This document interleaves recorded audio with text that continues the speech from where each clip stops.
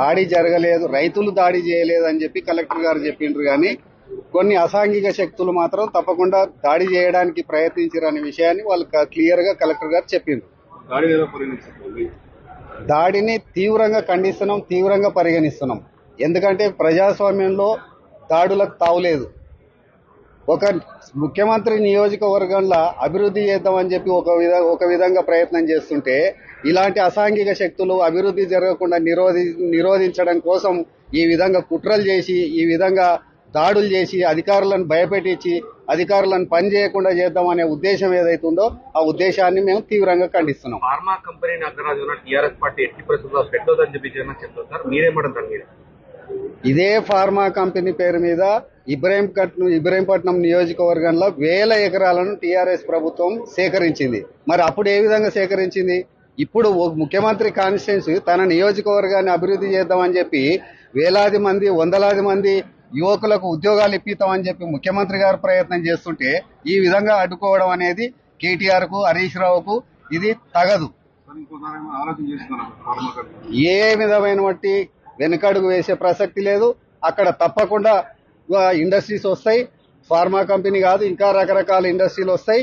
అక్కడ పారిశ్రామికంగా చాలా ముందరికి తీసుకుపోయి చేసి అభివృద్ధి చేయడం జరుగుతుంది. కాంగ్రెస్ పార్టీ టీఆర్ఎస్ నాయకులని, మాజీ ఎమ్మెల్యేలను టార్గెట్ చేసి ఈ రోజు జన భయమంత్రాలు చూసి అక్రమ అరెస్ట్ చేసిన ఈ రోజు నరేందర్ రెడ్డి గారు కూడా అరెస్ట్ అయింది. దాని మీద మీరేమంటారు?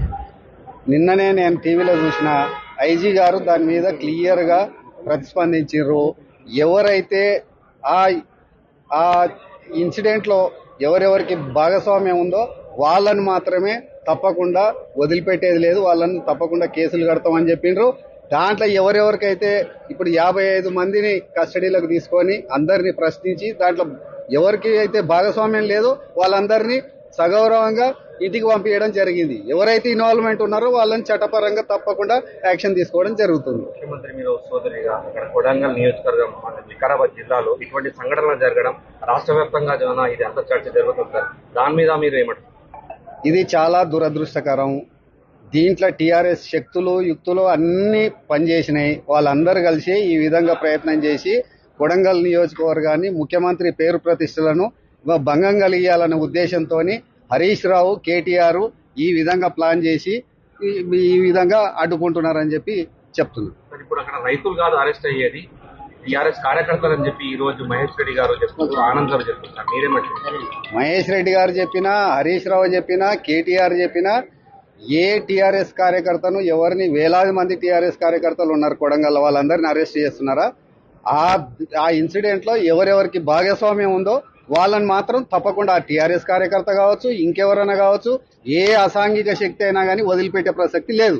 గ్రామాలలో ఇంటర్నెట్ సర్వీస్ తీయడం కానీ, అక్కడ తాండావాసులను భయభ్రాంతులకు గురి చేయడం కానీ మీరు ఎలా చూస్తారు? భయభ్రాంతులకు గురి చేయడానికి ఏముంది? ఎవరంతా వాళ్ళు స్వేచ్ఛగా ఉన్నారు. అరెస్టులు ఎలా చూస్తారు? అరెస్టులను ఖచ్చితంగా అరెస్ట్ చేయాల్సిందే. ఎవరికైతే పాత్ర ఉందో వాళ్ళని తప్పకుండా అరెస్ట్ చేయాలి. ఎందుకు చేయొద్దు? ఇప్పుడు అభివృద్ధి చేస్తుంటే అభివృద్ధి చేసి నిరోధకులను తప్పకుండా చట్టపరంగా నీకేదన్నా ఉంటే, నీకేదన్నా ఇబ్బంది ఉంటే బాజాప్తా కలెక్టర్ గారు ఎప్పుడైనా ఆఫీస్కి రావచ్చు, కలెక్టర్ గారికి చెప్పొచ్చు, ప్రభుత్వానికి చెప్పొచ్చు, ఎవరికైనా చెప్పవచ్చు. కానీ దాని ముసుగులా మేము దాడులు చేస్తాము, అధికారులను భయపెట్టిస్తాము, కలెక్టర్ను కొడతాము, చంపుతాము అనే విధంగా మీరు ఒకసారి గమనించండి, వీడియోలు చూడండి. ఎంతెంత లావు రాళ్లు తీసుకొని కార్ల మీద వేసిండ్రో మీకు చూస్తే తెలుస్తుంది. ఇట్లాంటి వాటిని కూడా హరీష్ రావు, కేటీఆర్ ప్రోత్సహిస్తామంటే మరి హరీష్ రావు, కేటీఆర్ కూడా మల్లన్న సాగర్లా వందలాది మంది రైతులను రాత్రంతా ఊర్లు తిప్పి కొట్టి ఇచ్చేసి ల్యాండ్ అక్విజిషన్ చేసిరు. ఇప్పుడు అట్లేమన్నా జరుగుతుందా?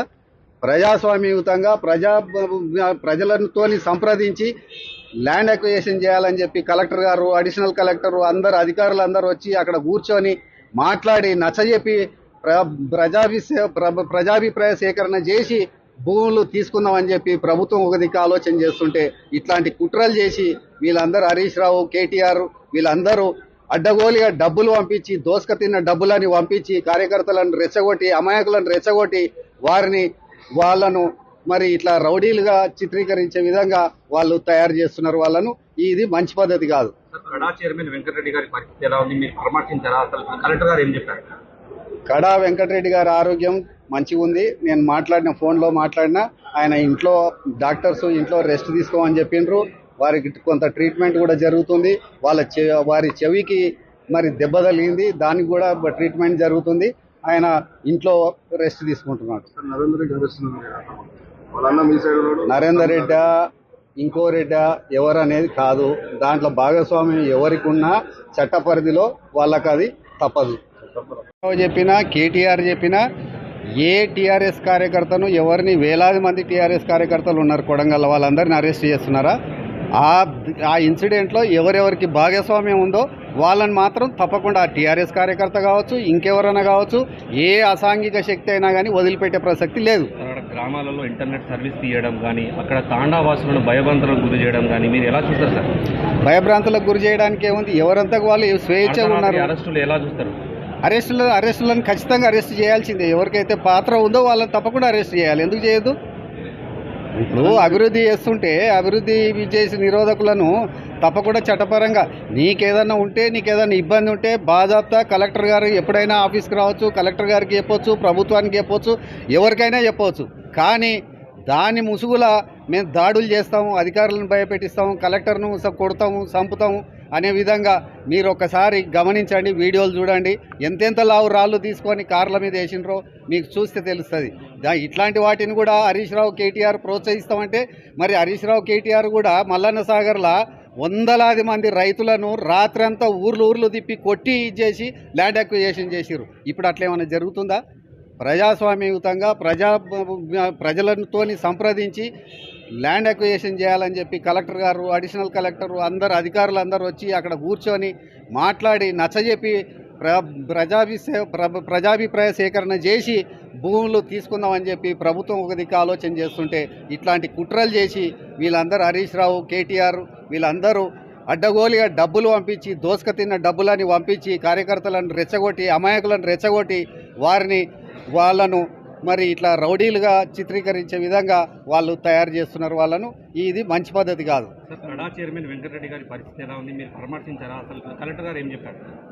కడా వెంకటరెడ్డి గారి ఆరోగ్యం మంచిగా ఉంది. నేను ఫోన్లో మాట్లాడినా ఆయన ఇంట్లో డాక్టర్స్ ఇంట్లో రెస్ట్ తీసుకోమని చెప్పిండ్రు. వారికి కొంత ట్రీట్మెంట్ కూడా జరుగుతుంది. వారి చెవికి మరి దెబ్బ తగిలింది, దానికి కూడా ట్రీట్మెంట్ జరుగుతుంది. ఆయన ఇంట్లో రెస్ట్ తీసుకుంటున్నాడు.